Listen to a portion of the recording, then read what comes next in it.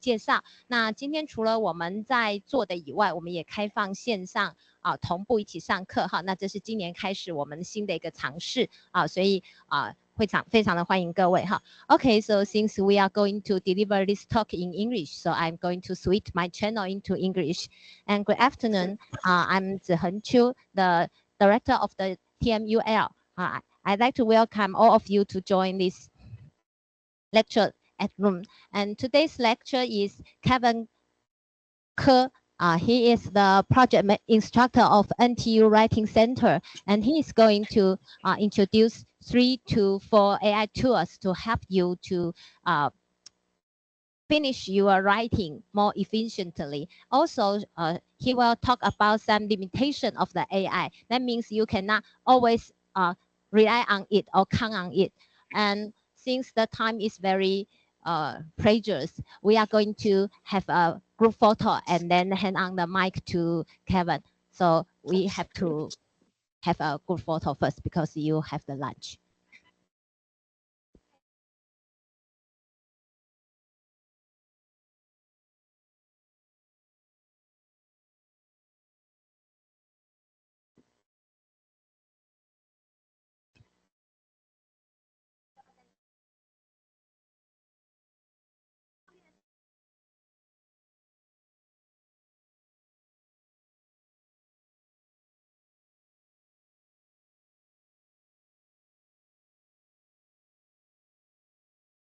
Okay, 谢谢。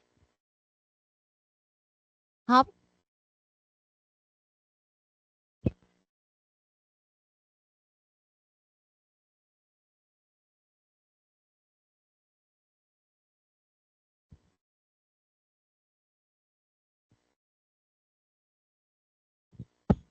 Okay, so before we begin, I'd like to introduce today's lecture.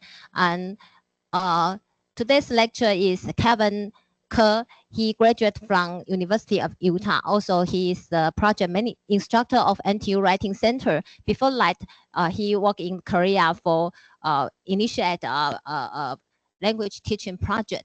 So let's give him a big welcome.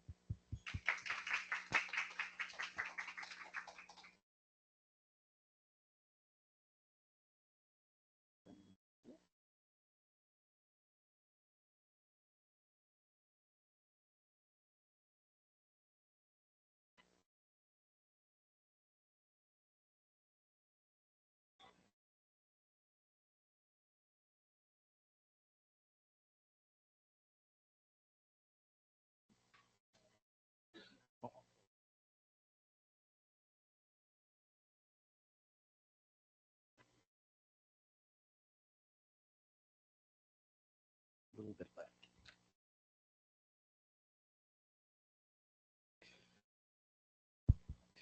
All right. Thank you so much for having me. My name is Kevin from the Academic Writing Education Center at NTU.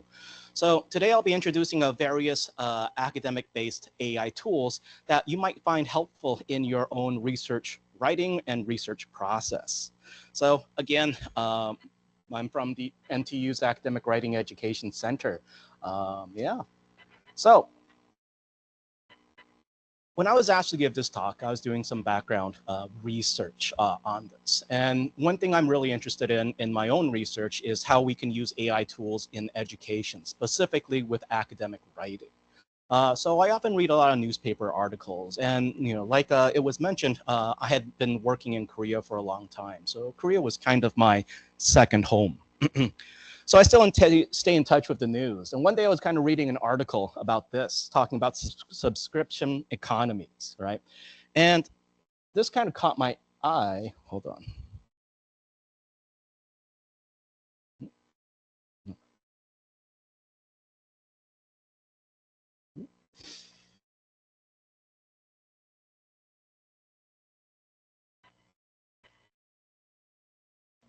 Okay.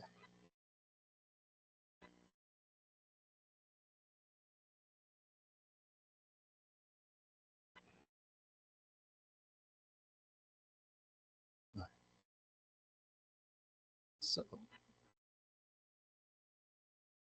all right. So one thing about this article caught my eye.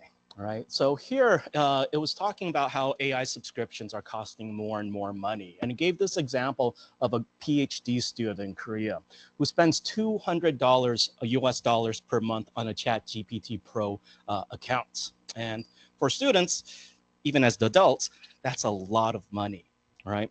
So here, what I think was really interesting is that at first, because it's a lot of money, they just wanted to try it for a month. But by the end, they found out, I tried it out as a test and it significantly improved my research productivity, right? So they went ahead and continued paying for this $200 a month account.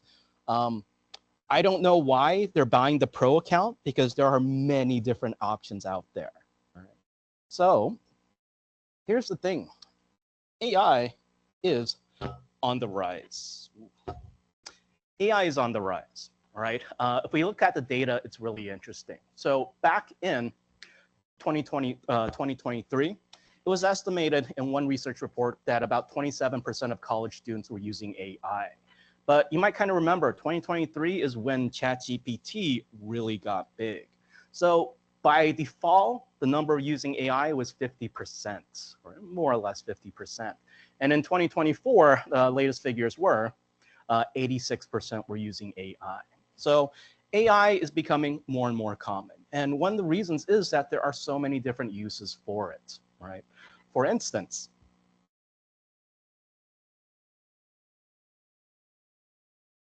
sorry, my timing might be off this entire talk. But for instance, we all know ChatGPT. This was the original. This was the original one. But in addition to ChatGPT, other AI tools have emerged since then. Not only do we have different large language models such as DeepSeek's R1 or Anthropic's Claude, all these kinds of things, but then we also have other tools or companies using these large language models for more specific purposes. For example, with images, music, video, and all this kind of stuff. And of course, this relates, it would be only a matter of time before this spills into academia. And this is a wonderful thing for us. Now that we have specialized AI tools that are being targeted at researchers and research process and stuff, right? So one really beautiful thing is now it makes it easier to find articles than ever, or at least what it seems to be. It makes it so much easier to understand and summarize things. It makes it easier to kind of see the connections between articles, how they're related. And it can even help with data analysis too. So wonderful opportunity, right? Oh, and there's also the slide, poster design, all that kind of stuff. So how can AI be a benefit for academia? Well, the main thing here is that there decreases the amount of time needed for a variety of tasks. And these are not trivial decreases, right? These are rapid increases. So for example, finding articles in literature is going to be much faster now. In my generation and the generation before me, doing a literature review would take weeks, right? Not only finding those articles, finding the keywords and things like that, going through hundreds of abstracts and articles to see if we can even want to use it before actually reading it. But now, students today, research today, are so lucky because now a literature review can be done within a week, right? Kind of depending. This also makes, AI has also made reading articles exponentially easier too, right? And now it's even getting better at the research writing component and analyzing data. So let me ask you guys a question. How many of you guys already use AI tools in your academic life? Chances are many of us, right? And we would be fools not to. When we have such a useful tool that is so easy to access, why not, right? So some professors are strongly against AI and things like this, but here's the thing. As we kind of solve the statistics, it's only going to get more and more. It's only going to get more powerful and even more accessible, right? So one of the dangers of AI and what many journal papers, editors, and even faculty are kind of worried about is that along with any new technology, especially technology this powerful, it can be misused, all right? So for instance, issues about academic integrity and plagiarism. Well, always be an issue, right? We've all seen or heard stories of people submitting papers that they just asked ChatGPT to write, right? There's also the argument that, well, because of this new tool, you won't know how to find articles yourself or things like this. You won't know how to read these articles that my generation and previous generations had to do, right? There's also this big idea of this big problem of hallucinations, misinformation, lack of accuracy. And also a really big issue would be this idea of data privacy, right? So here's the thing, and I need to make this clear right from the start. AI is a great tool, but you should accept or expect that anything you do with it, someone will see it, right? That's just the nature of AI right now. Especially with free things, it's free because we're helping them train it, right? So if you have super sensitive information or things like this, what some schools have done is they've developed their own sandbox, which keeps the data within the school and fences it off from outside, right? But that's beyond my computer science skills here today, right? So here we go. AI, the way I see it, is a wonderful tool, right? And any tool, it could be used for good things, right? It could be super helpful, or it could be used for bad things, right? It's not the nature of the tool itself that makes it good or bad, but rather it is how we use it, right? So we are the common denominator. So while I'm going to show you guys various AI tools that will seem very wonderful, and they are wonderful, one thing as users of AI tools that we have to keep in mind is we have to keep things into perspective. How I see it is that AI tools is like having an AI research, or it's like having a research assistant. Research assistants can be great. There are wonderful research assistants out there, and there are some that are maybe more frustrating to work with, right? But AI as a research assistant is going to be somebody who is going to be very confident, right? They sound very confident about anything that they do, right?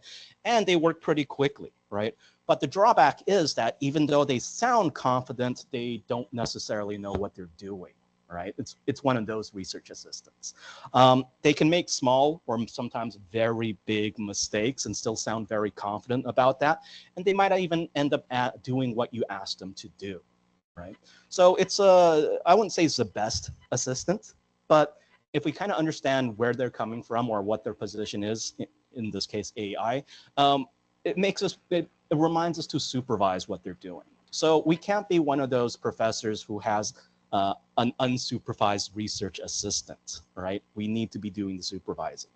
So here, AI in academia is only going to become more and more ubiquitous. So why not have an AI research assistant? Through my own experiences using AI in research proposals and publications, it has saved so much time, right? But like any tool, we have to use it correctly.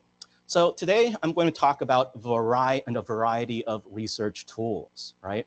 So these will be tools, I kind of organize them for specific purposes. So for searching or literature reviews, for mapping out the relationship between articles, for reading papers, for reading multiple papers at the same time, and finally with the writing and editing process. So let's start off with what I think is one of the biggest benefits of AI tools, finding articles. Before AI, what would we do? Finding articles, we would go into the databases. And sometimes we wouldn't be able to access the database unless we were at school or in the library or something like that. We would search for some key terms, and then we would be, maybe we knew exactly what the terms were, but if we didn't, we'd have to keep searching around until we found those keywords, right? Then we'd have a bunch of articles, read through the abstracts. This one is good, this one, not really. It would take a long time. But these AI tools for making literature, AI tools do make literature so much easier now. So one of the main features of AI tools is that it uses a semantic search. Instead of using keywords or basically relying on keywords and maybe a little bit of programming with dates and exclusions and additions, the Boolean search, we could use more normal language to find out, to conduct a search, and it will do the keyword mapping for us, right? So we can use this to find articles. We can use this to help us kind of see which articles are worth reading or not in a much quicker way than traditionally.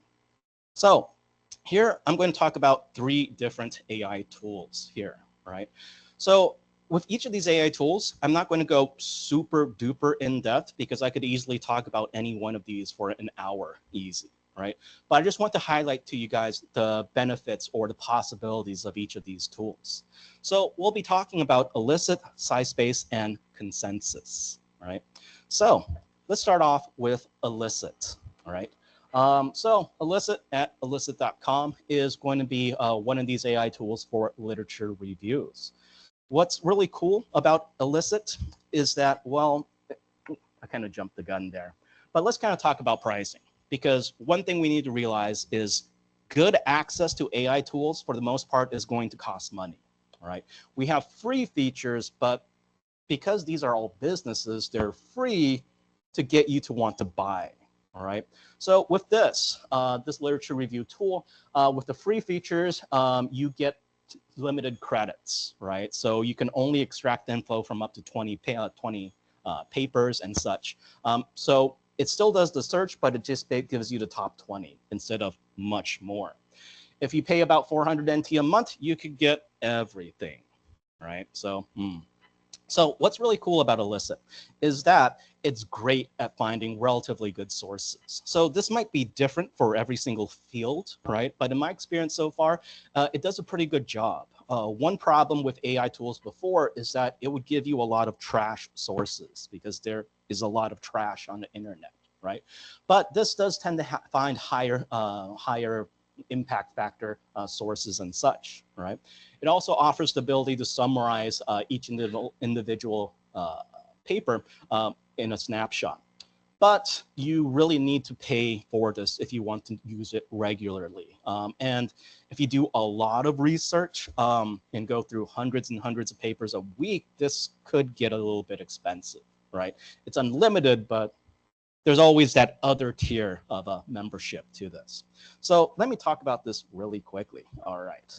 Hopefully things will go okay here as I switch over to. So here is elicit. All right. So once you log into it or create an account, what you can start off with is get a research report. So you can ask it any question you want, right? Maybe it's what you're specifically investigating. Again, this would be for the discovery phase of the research and getting an understanding of the literature, getting the main ideas, finding these papers, right? So here, for instance, what I'm going to do is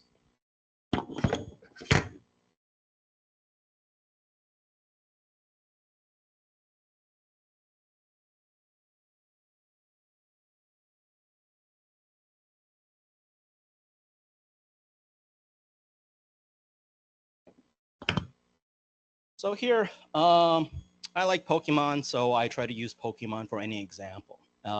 Is this a medical topic? I think kind of, but here we go. So here, for instance, right, I might enter in basically what I'm working on. What are the positive and negative health effects of augmented reality games, such as Pokemon Go? Once I go into this, right, I've got a couple options. Of course, some of these are grayed out because this is using the free one. And it's going to go off and do its thing, right? So it's got various different phases. It's going to gather those papers, right? And then it's going to start screening them, right? And when it screens it, it's going to screen for, does this address the question I'm asking? It's also going to consider impact factor, citation counts, and all of these other things, right? Before it extracts the data and generates the report. So one thing you might have noticed about AI is even though AI is getting better, we have to wait around a little bit, right? So it's a great opportunity to get some coffee or whatnot. So this process, still going. So here it's still screening the papers. When I ran this before, it took about 5 minutes, right? So it takes some time. So let's just jump to what I did already. So which one was this? So after it runs its report, it will give you something like this. All right.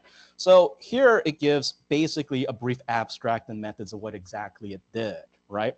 And now it's giving us all these studies, right? As well as some information such as the study design, population demographics, and all of these kinds of things, right? looking at outcomes and how long the study was. So this gives you a pretty good snapshot of what the studies are doing, right? But what's really cool about this is that we can see this in different views. So right now, if you see up here, we are under the research report. So this is the overview, right? But here, we can also look at the paper sources, which will just give us a list of these papers. And what's really cool is I can see citation counts and things like this in here. So of course, in general, more citations, probably a good thing, right? And so on. But I can also organize this under different views too. So here, this was the screening type criteria that the AI assigned or used itself, right?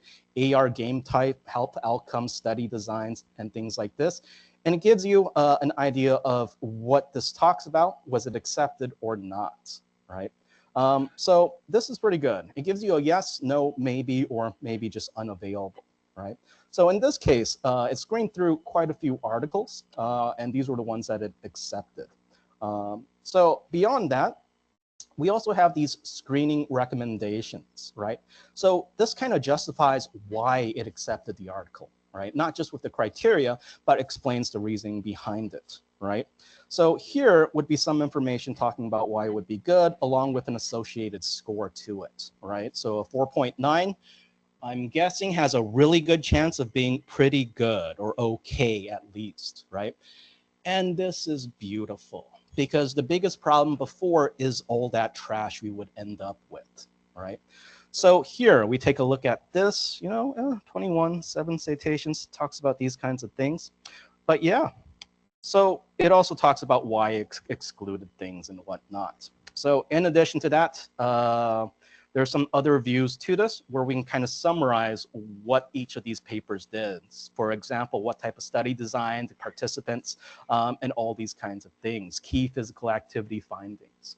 So with this list, not only can I get relatively good sources, but I can start screening through them, looking for the ones that might apply to the literature review I'm doing. Already, this process itself, which took 5 minutes of thinking from the AI, would save us days at least, right? But the limitation here is that at least with the free account, you're limited to 20 papers, right? They want to make money, right? So that's the thing. So Elicit is one of my favorites for finding sources, right? But here, I'm also talking about a couple of other platforms. And the reason behind that is because each platform is slightly different, and the results you get are also slightly different. They're pulling from different databases and things like this, right? So right now, even though these tools are getting really good, we're in an awkward place where it hasn't coalesced into like one single Google or anything like that. But I'm sure it's just a matter of time. So the next tool I want to introduce you guys is if you're interested in high CP, this one would probably be the highest CP, right? So SciSpace. So with this one, how we can use it is that it's actually fairly generous in how to use. So with the free version, we have limited output previews, so we can only see a couple things, and we can only have limited bibliography downloads, basically getting the sources. But on a daily basis, it's not too bad if I do a little bit every single day, right? With the paid, you'll notice that this one is only 260 NT a month, of course cheaper if you buy the year. It's much more affordable than many of these other AIs. And with paid, you get unlimited. So the benefit about SciSpace is this. One of the key benefits is that it's more affordable than Elicit. It's more affordable in general than many of the others. And it has many different functions, from literature reviews to writing assistance to document chat. So it can do many. This is the one tool that I feel like can do the most things, right? But the drawback behind that is that even though it does the most things, it's not necessarily the best at any one of those single things. So that's kind of the trade-off, right? So let's take a look at SciSpace. All right, jumping.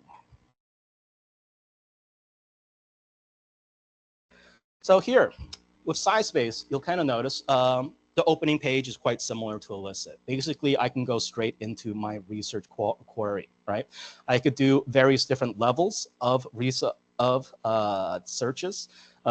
What's really popular or new now with AI is this deep research thing, which goes much deeper apparently than the normal kind of ChatGPT thing, right? So in this case, you'll also notice on the left here that this is a lot more buttons than what the previous platform had, than what Elicit has, because it allows you to chat with GPT. There's the writing, paraphraser, citation generator, AI detector. It's got all of these things. So in terms of tools, this definitely has the most out there, and they're pretty up to date. They're developing this quite quickly. So in this case, let's say I was doing a literature review, and instead of typing it out, I've already done this for us, right? So here, if I search for what are the health benefits and consequences of playing augmented reality games such as Pokemon Go, this search also took a couple minutes, right?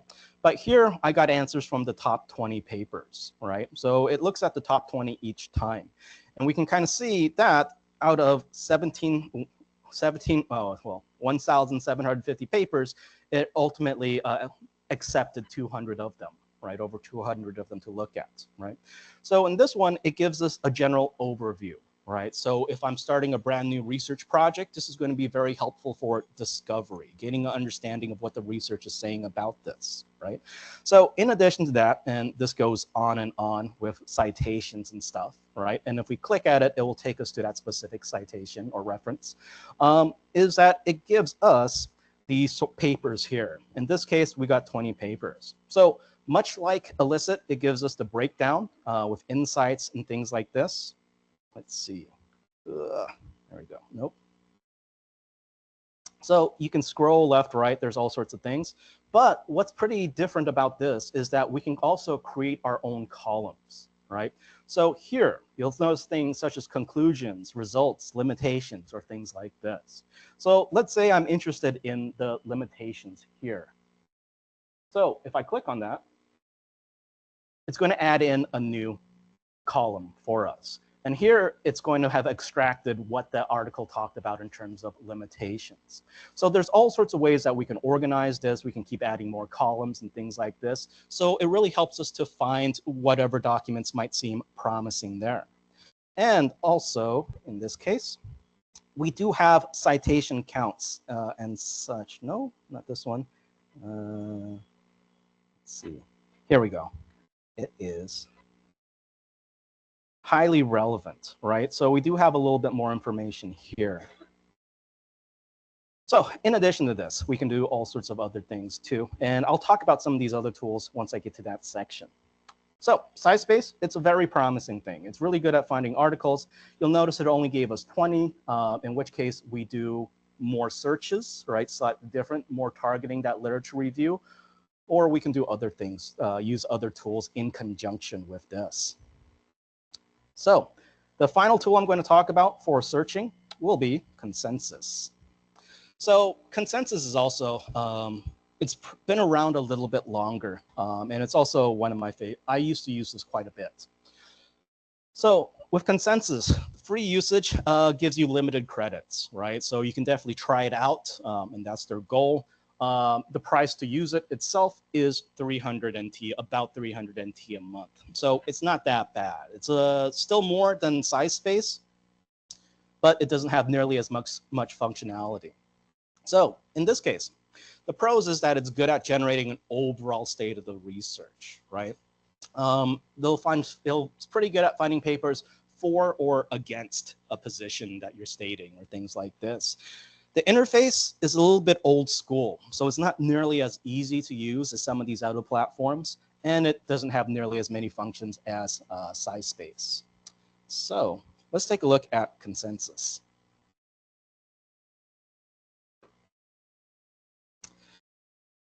So again, you'll notice much fewer buttons, right? But I enter the thing, what I'm searching for, and in this case, I've run it before. So here, it gives me a summary of basically answering this question, right? And what's really great about this is, for example, the physical health benefits of playing Pokemon Go. It shows me that 4 of these papers talk about this, right? And of course, I can click my way to any one of these to find the actual paper and such, right? So this is what I mean by it's good for getting a general overview of it, right? So here, once I find some good papers, then it's much easier to find other papers that go along these lines, right? So with these results, right, it gives us this kind of information. So this would be the snapshot where it gives us, population, location, outcomes, results, and things like this. It also mentions that this is highly cited with 73 citations, which that's more than my normal papers, right? So pretty good. So here it's also doing more to make sure that we have probably better sources. Again, it doesn't know for sure. We have to make that, we have to supervise, but this is much better stuff than what would be given before, right? So in this case, these kind of snapshots, you have a limited number of them. So I only showed the first one here. But if you paid for it, you can open up all these other things. So with these kinds of AI tools for searching, it makes finding resources or finding articles to start off with pretty good, right? This is probably the tool that most graduate students will use because, let's face it, a lot of what we do is literature review in grad school, right? And I wish I had these tools when I was in grad school, right? I would be a much happier person, right? I would have graduated faster, been much more productive, because instead of spending 2 months on a literature review, 2 weeks, maybe less, all right? So one caveat with all of these searches is, of course, whatever article you find and you like, you read it, right? You're still responsible for reading it, right? This is just a tool to help you identify which articles are going to be promising. Is it going to be 100% correct? Of course not. This is the overconfident level. But just by the selection process, it's saving us so much time. So next, I'm going to show you guys a really interesting tool that I just started using, which I think is quite promising. And this is going to be AI tools for mapping. So not for mapping a thing, but mapping the relationship between articles, right? So here, with those previous tools, consensus, elicit, SciSpace, we can find a lot of articles. And maybe we can keep searching to find more articles. But another way of finding articles is through how they're interconnected. So AI for mapping, what it does is it searches for articles. It's using it to search for articles. It's helpful because searching for articles using AI is helpful, but it doesn't really show the relationship between them, right? What articles cite other articles, what time it's published, the overall momentum of that paper. So here's where LitMaps comes in. And this is going to be relatively new, and there are a few AI tools like this. And it's surprisingly simple, yet if you get stuck finding literature in the literature review process, this can really help. So let me talk to you guys about LitMaps. The main thing about LitMaps is that with the free version, we get basic searches up to 20 inputs, so 20 papers, that kind of thing, right? Paid, it's $330, about $330 a month for unlimited, more or less.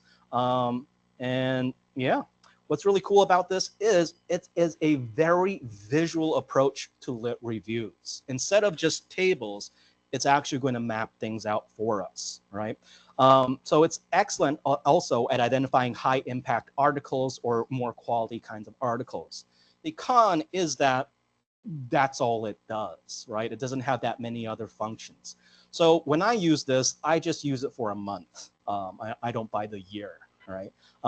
If I have a big project coming up, I'll use it, right?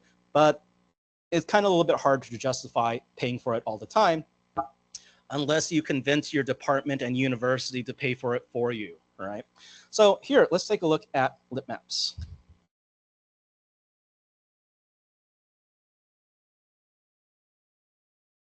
So here is LitMaps, right? So after signing in, what happens is I can start finding articles directly. So this is kind of a different interface. I'm not just searching for a topic, but I need one article to begin with. If I don't, I could try searching for some topics here and it will do a general search, but that might not be as strong as some of the previous tools. But let's say while using some of the previous tools, I found some really good articles. In fact, from Elicit, the first AI tool I showed you guys, I found 10 good looking articles, right?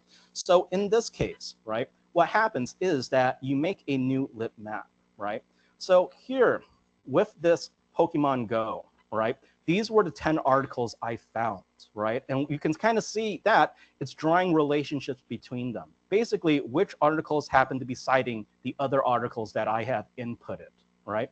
So here, again, I chose 10 different papers. And what you'll notice, it might be kind of difficult to see, but on the x-axis is time. So I can see which articles are older and which articles are newer, right? And on the y-axis, we have more citations, right? So higher, more citations, lower, less citations, right? So this is pretty good, right? And in fact, I can find, so here, I didn't have to upload it. I just had to tell it what the article was, and it pulled it up. It's pulled it up itself. So with this, for example, oh no, I do this.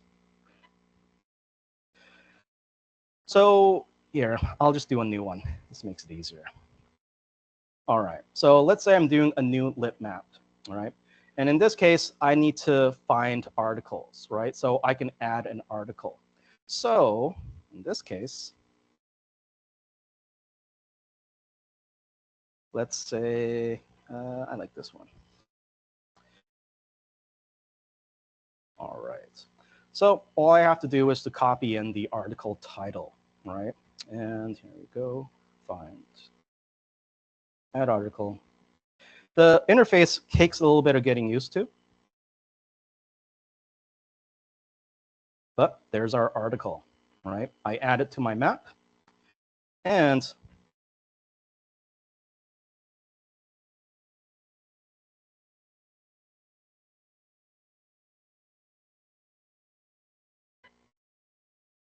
oh, this is what I mean by the interface, a little clunky. There is my lonely single article, right? But here I could also use this to explore related articles, right? So if I do that, then it's going to be doing its own search, finding connections based on that specific article that I gave it. So this is the seed. It's starting to find the connections between it. And yeah, this might take a little bit of time, but already we're getting some results here, right? So it's finding other articles that have cited this article. So here at this point, we can kind of see there are a variety of other ones, right? And I can get the information for them as well as some of the basic information. So if I like it, I can find this article and read it or use other tools to it. If I really like this, I could add it to my map, right? And it will keep updating, right? New results might be available, in which case I'm searching more to find these relationships. Oh, so here, I started off with 2 articles that I like. Now it's finding other ones that cite or there's a connection between both of them. So not only is this really useful, but we can also play with the different axes here, right? So for example, one problem with this kind of view is that, of course, older documents are going to get more citations than newer documents, right? So there is a bias there. But what's really cool about this is that there is a momentum. So this kind of helps to equalize that bias. Maybe not completely, but it helps to address this. So for instance, this Wang 2021, it only has quite a few citations, or it doesn't have nearly as many citations as some of these other ones. We can kind of look at the size. The size also indicates the citation count, but its momentum is much higher, meaning that for a new article, it's being cited more than normal. So there's some other things we can do with these axes, such as public, reference count, site count, on all these kinds of things. So here, if you're looking for literature and you're having trouble, this is a really good way. Because again, you just need one really good paper. And if it's a good paper, other papers that cite it probably aren't going to be too far away from what you're looking for. All right, timing. All right, I need to pick up the pace a little bit. All right, here we go. Moving on to the next thing, AI for reading. This one I'm going to talk a little bit briefly about. It's not going to be that complicated or amazing as other things. So now that we found our papers, it's time to read. And yes, we can sit through like good students and read every single page, but hey, we're kind of busy. And maybe we're still deciding, is it worth reading this entire article or not, right? So we have all these kinds of tools that can summarize papers so you can understand them better. right? Traditionally, this is what ChatGPT has been really good at, right? We upload a paper and then we can chat with it, right? So ChatGPT, it's a good all-round choice, right? But there's also other tools out there that can make it easier too, right? So with ChatGPT, what's really funny or interesting with ChatGPT is there's a lot more functionality to ChatGPT than we might actually know. So here we go. So, of course, free version, you have these lower models of AI language models. Paid version, you get higher things, always that kind of stuff. But one thing that's really beneficial, or one thing that any of these ChatGPT models is really good at, is analyzing things. So I know this is a little bit out of order, but let's say I'm having trouble writing the introduction to my paper, right? So I don't really know how to do it. So what is really interesting is you can submit Excel files and it can read Excel files. And how you use it, if you want to analyze multiple documents or things like that, is here I have 5 cells or 4 cells. Each cell has the introduction section to one of those articles that I got from Elicit, right? So here I've put them all in a Excel document, and I could upload that, right? So in this case, let's see.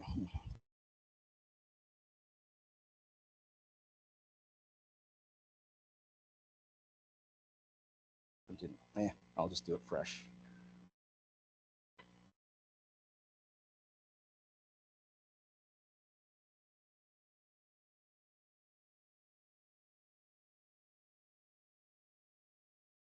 So here I could upload that Excel file that I have here.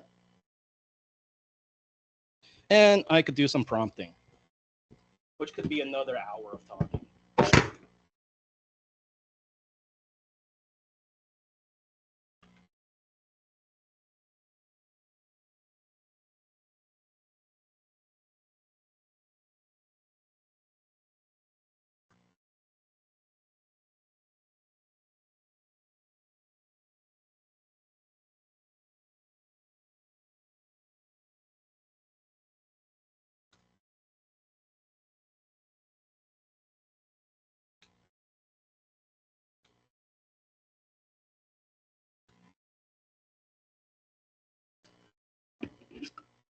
So here what I asked it to do is that I told it what I submitted so it knows what it's looking at. I told it what my purpose is, that I'm writing a peer-reviewed article and I'm having trouble writing the introduction because I don't know the progression of ideas. So here it automatically knows what it's looked at, right? Contains sections from various academic papers.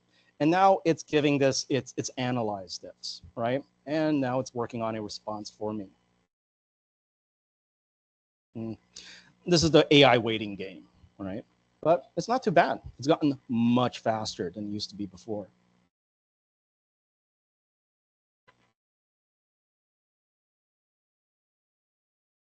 So here, right, now it's finished the analysis, right? Here's a common structure that introduction sections tend to follow, right? And because I've given it specifically what to look at and analyze, and I've told it to look at that, it's not pulling from the internet, right? So this is the best thing about ChatGPT. It's the best when you give it specific things to look at and it doesn't go outside of what you're looking for. So here, general background, it'll talk about many introductions, speaking broad topic, and gives me a general overview. So if I'm really helpless in my writing, I could use this to start drafting and getting ideas. And worst case scenario, maybe it's not that great, but it is similar to what I gave it, right? It's similar to the various articles that I gave it, right? All right, I need to pick up the pace. Too many tools to talk about. So there, ChatGPT, right? So SciSpace also has this function too, to be able to talk to articles, right? So let's take a look at that really quickly. So this was one of the various tools on this side, Chat with PDF, right? So in this case, I could upload however many PDFs, right? And here I've uploaded one of the articles that we found from Elicit. And here I can start talking about it. It gives me a brief kind of overview of this, but I can ask it to explain anything. I could ask it to summarize it, the main findings and things like this, and it's only looking at this article, right? And here's a kind of an interesting feature that it has. Some of these AI tools are having a podcast feature now. So if you're bored, you can always listen to your research too. Maybe. Sound's not working on this one, but well, that's too bad. Anyways, that's extra, right? That's just kind of a bonus. All right, moving on.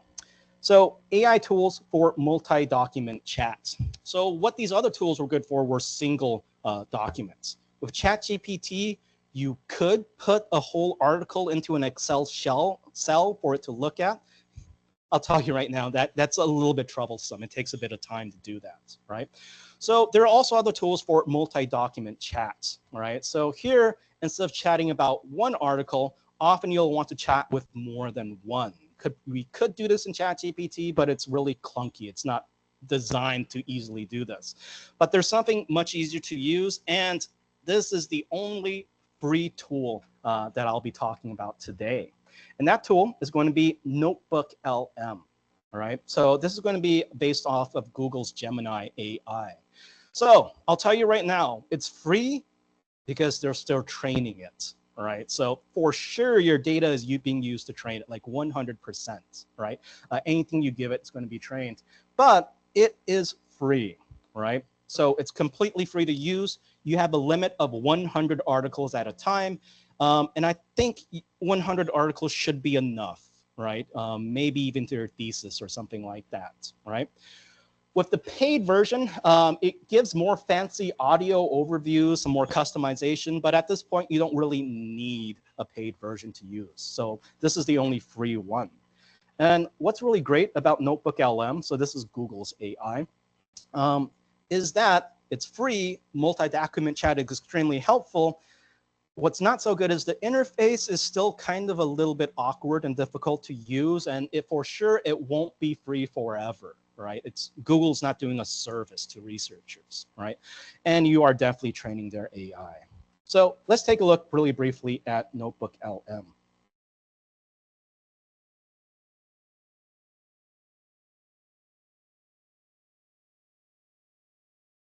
So when we get in Notebook LM, so notebooklm.google, right? We have various kind of notebooks, so that's where the name comes from. So in this case, I created a notebook on Pokemon Go using the articles I found already, and I've already uploaded the 10 sources, right? So here I've uploaded the actual PDFs of this, right? And now whatever I do, I can start chatting with any of these articles or all of these articles. I can limit what I'm talking about, or I can ask more questions to it, right? Here, you know, like other AIs, it kind of offers possible things I might want to ask it. But if I want to talk about, you know, what the overall view is, right, this would be a really great place to start, right? Let's see. Can I do this? A waiting game. So beyond chatting with multiple documents, right? The idea is not difficult, right? We still chat, we select which documents we're chatting with. But one thing that's kind of different about this is sound. Oh, that's a shame. All right, maybe I do it this way. Nope, not connected. That's a shame. So here is, it turns all of these documents into a podcast. So it's going to be a podcast with two people, and they'll be talking about basically the general information, all of these articles, right? So this podcast itself is almost 17 minutes. So it talks about quite a bit, and of course it gets longer. And if I wanted to, and this is like totally not necessary, but I could interrupt them and ask a question verbally, and they will respond to it. So it's kind of fun in that way. And also, if I'm still processing all this, I can download this podcast and listen to it in my free time, if you're cool like me, right? And this is another way. Also, if you're going to a conference, not really confident about your English speaking at the conference, here you get audio, like that's pretty good, of your papers, basically, right? So this can be very useful. All right. So the final thing, right, is that we've got AI for writing. So here is going to be the most problematic part of it, right? This is going to be the most abused part of AI, right? Is the actual writing of it, right?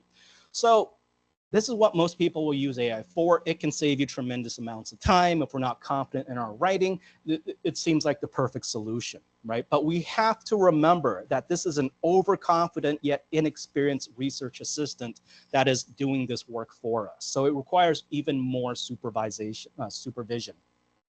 So with ChatGPT, pretty easy, right? This is what most people use. But with ChatGPT, they have other functions in there that can also make the writing process even better than just writing things for you.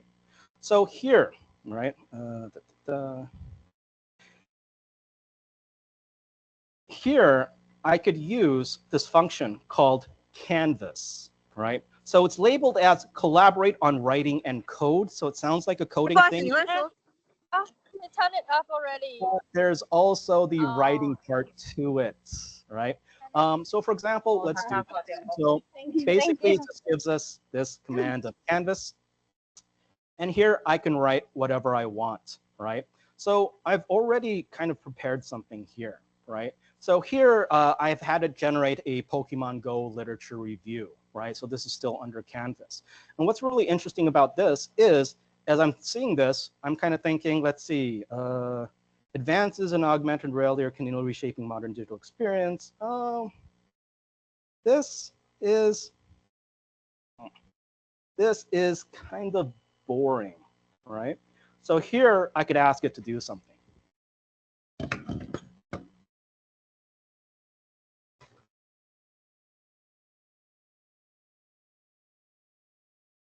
In this case, I told it to rewrite this sentence to be more direct and to the point. And it does this. Here's the rewritten sentence, right? So here I can target specific parts of a paper in the writing process to have ChatGPT do revisions to it or whatnot, right? So this is all with the Canvas function, and it is wonderful, right? For example, let's see. With this, I'll click Ask ChatGPT down here after I select something. And basically,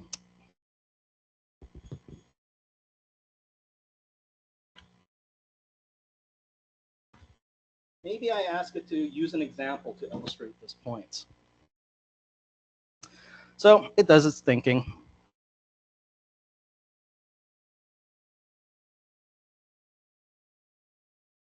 AI waiting game, always.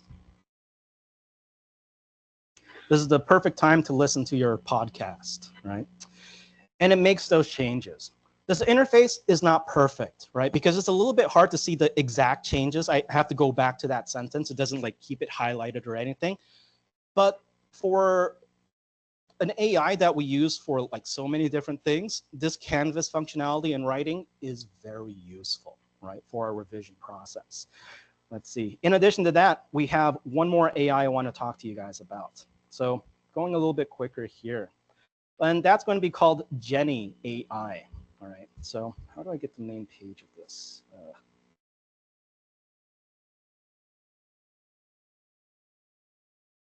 So here, let me introduce it really quickly. So this is Jenny AI, right? So Jenny.ai. Interesting name, because if you search for Jenny, you'll never find it, right? So you need the AI part to it. So this is an AI built specifically for writing, right? Help you with the writing and revision process. So with free, you can use it every day, but you have a limited number of words. So you could do like a page a day if you wanted to of writing, right? And of course, with 400 NT a month, you can write as much as you ever wanted to. Jenny has a couple functions. It can provide you citations to match the things that you write, but the citation thing is not nearly as strong or robust as some of the other tools. Its main purpose, though, is in the writing process itself. So let me show you guys this writing process, and this will be the last AI that I talk about today. All right, so here is Jenny, right? So here I've given it, so let's say I'm typing something out. Maybe I'm writing, the literature review of this Pokemon Go thing, right? But let me do a new document, right? So just to show you some of the benefits of this.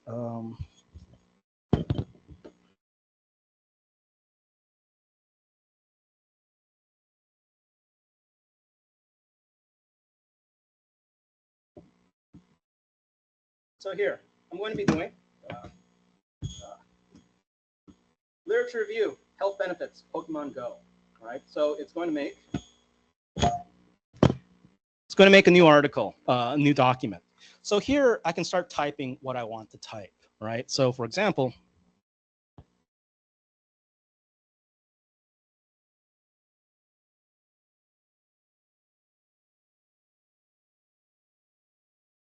so I'm typing, but then I get kind of stuck because I don't really know what to say next, right? What I really like about Jenny AI is that it gives you suggestions about what you might use after the sentence, right? So here I kind of like augmented reality games have made huge inroads in public use.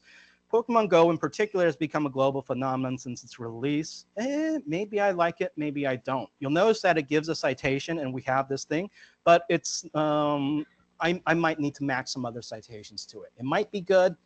This one still experiences a lot of trash, right? But in the writing process, I can keep kind of going and making some changes to this, right? So for example, right?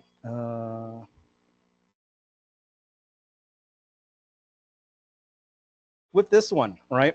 What I can also do is, much like the canvas function, I can also select specific things and ask it to do different things to it, right? For example, improving fluency, making it longer, paraphrasing. There's all these other writing tools to it, right?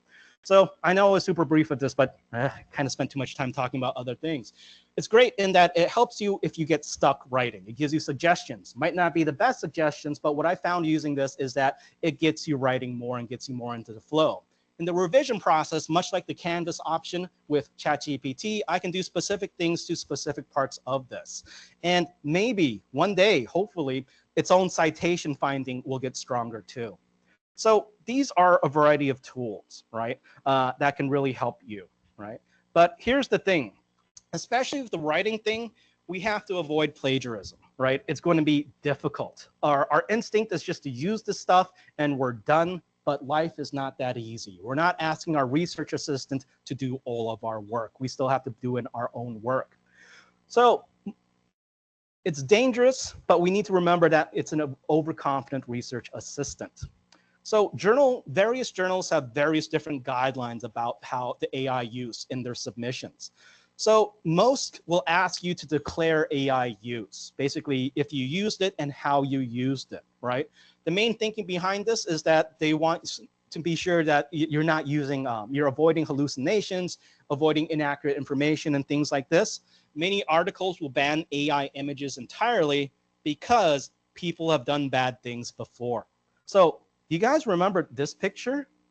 So this made waves because this picture was part of an article that was published in a relative, in a pretty high-ranking journal.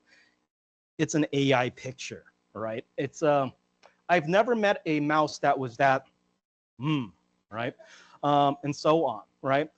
And in fact, with this kind of overall plagiarism things, if you look online, you can see many examples of this. So it's getting better now, but if you use a Google Scholar search for the words as an AI language model, right, with minus ChatGPT, you'll be amazed at what you find. So for example, one article I found was this guy, right? So it's a Russian conference paper. I might be judgmental, but I call this a little bit trashy, right? And if we look at it closer, yes, indeed, it is a little bit trashy because here we go. We have part of their paper, but oh no, what is that? Oh, wow, that's the slowest kind of, it doesn't really work. As an AI language model, I don't have personal opinions. All right, no. What about this one? So here, right, we got, I don't know what I'm looking at, right? But we got this paper, it's published, it's in a journal, it's got DOI and things like that. But if you look more closely, you'll find, all right, what is this about methods? All right, it's talk. And then as an AI language model, I don't have access to the full text article of this. All right, this This is the reason we can't have nice things, right? People have ruined it for us, right? Or what about something, another article, right? So here we got another paper, whatnot. Starts off right away. As an AI language model, I don't have any direct access, right?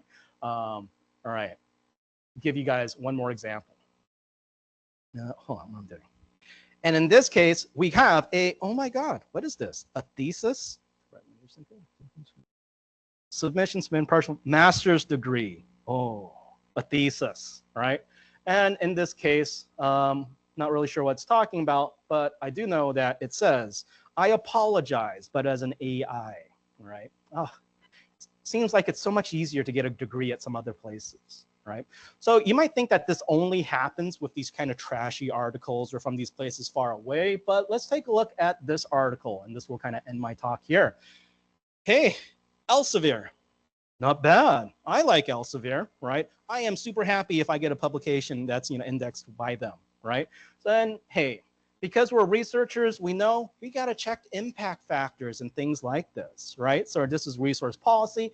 Impact factor 10, different for every field, but this is generally pretty good, right? It's not a 0 or anything close to that, right? So this peer review must be good, right?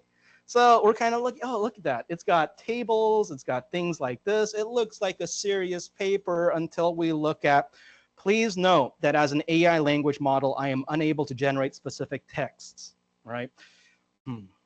So journals are getting much more wise about this because it's been clearly abused in the past. So here, I've talked about various things. And I know I'm over time, so I'll keep this short. How do you avoid AI detection with writing, right? Here's the thing. You don't, right? There are tools out there that will claim to be able to bypass AI detection, but here's the thing. AI detection is changing rapidly. Those tools might work now. They definitely won't work in the future, right? New tools will arise, and then they'll stop working effectively too, right? Journals will also continue to update their own guidelines and things like this. They're slow, but not stupid, right?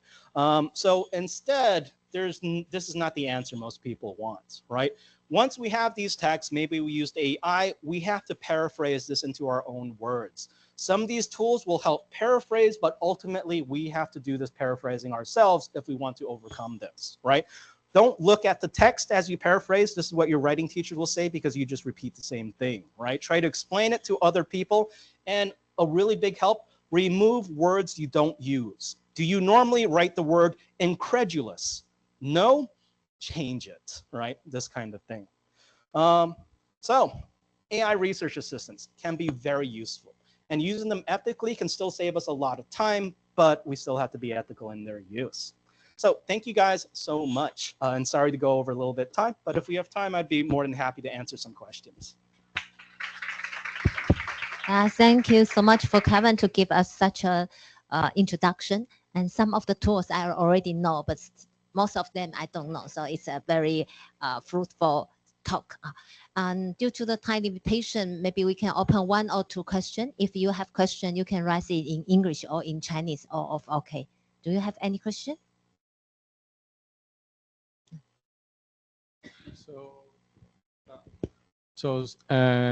Thank you, Kevin. I really learned a lot from your talking. My name is Zhongxuan Wu, and I'm from School of Pharmacy. I'm a professor. So my question is regarding to the AI tool that you introduced. It's the lead map. So currently, so for example, I have an article. I thought it is really good, but it's kind of old. So for example, the article is published in 2015. So if I want to look at the same article, I mean the similar article, but from a more updated information. So can I use LibMap can I ask LibMap to do that for me? Thank you. You totally can, right? And this is one of the beauty of lip maps, because if we were trying to do something similar with one of the AI tools, We probably could, but it gets kind of hard or complicated to do, right? So by putting it in, basically the first thing it looks at is who is citing who, right? So if you have connections there, those connections will probably have other connections, right? So the branching out. And the way that we can organize it with time as well as momentum helps us to find better articles that can be traced directly back, right? So it might not be 100%, but it limits or gives us things to look at more specifically very easily. Thank you. We have another question from the online audience. This international student asks about how about the site. Do you have any comment on that tools? Well, with Grok, it is very powerful. I've only used it with image generation. It's a bit political, but I don't want to use Grok as much. It's X-based, so this is the Elon Musk AI model, right? But if anything, I don't think it's specifically more powerful or better than any other sources. It just has less ethical filters built into it, all right? So yeah, but Grok is an interesting thing for image generation. If you guys ever want to talk about image generation, I'm really into that too, right? And there's various tools and it gives you various different types of styles and things. But Grok, yeah, it's pretty good, but I don't use it, so I can't say too much about it. Okay, so any other question? Another question over there. Can you see the screen? Let's see. Graphical abstract. That one, can you provide me some experience or instruction with AI tool, Grok.com, right? Yeah, so yeah, I just talked about Grok. Yeah, so that's the Elon Musk AI.